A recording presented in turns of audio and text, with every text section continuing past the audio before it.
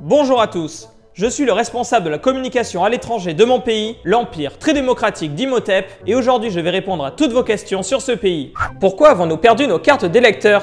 Pour de simples raisons de sécurité et éviter qu'on vous les vole, le gouvernement a préféré placer vos cartes d'électeurs en lieu sûr. Bien évidemment, ce n'était absolument pas prévu que ça nous permette de voter à votre place, et ce n'est qu'une pure coïncidence.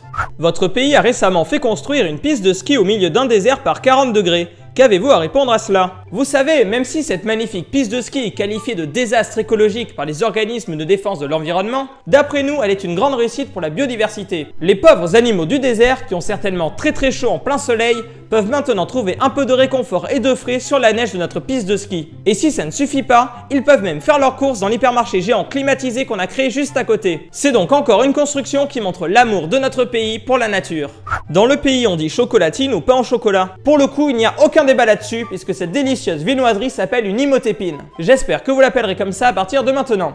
Comment se déroule la colonisation de Mars par Imhotep? Mars est une planète très facile à coloniser pour une superpuissance comme la nôtre, et nous sommes déjà dessus. Car au contraire de ce que peuvent dire vos livres d'histoire, mon pays avait largement gagné la course à l'espace. Regardez cette image, elle prouve que nous étions déjà sur la Lune quand les Américains sont arrivés. Il faudrait vraiment être une personne non démocratique pour oser dire que cette image est un montage photo. On voit bien qu'elle est hyper réaliste.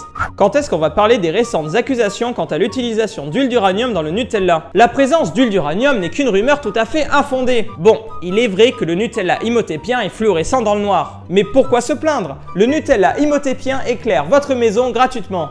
Et de toute façon, l'huile d'uranium ne présente absolument aucun risque pour la santé.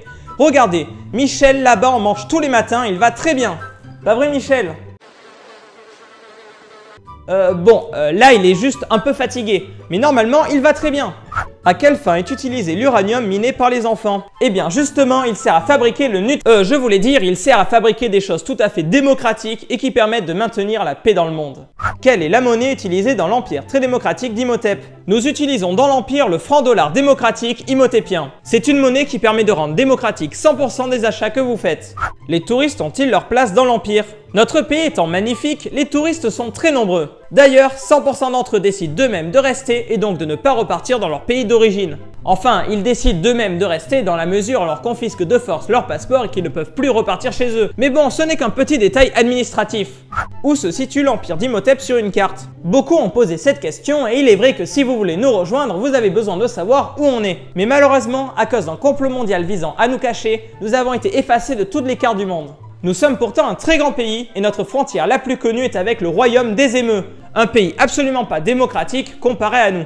Quand est-ce qu'on envahit le monde? Vous savez, notre grande armée démocratique étant la plus puissante, envahir le monde est assez facile pour nous. C'est d'ailleurs tellement facile d'envahir le monde qu'on a décidé de ne pas le faire, parce que bon, on a quand même un peu d'honneur.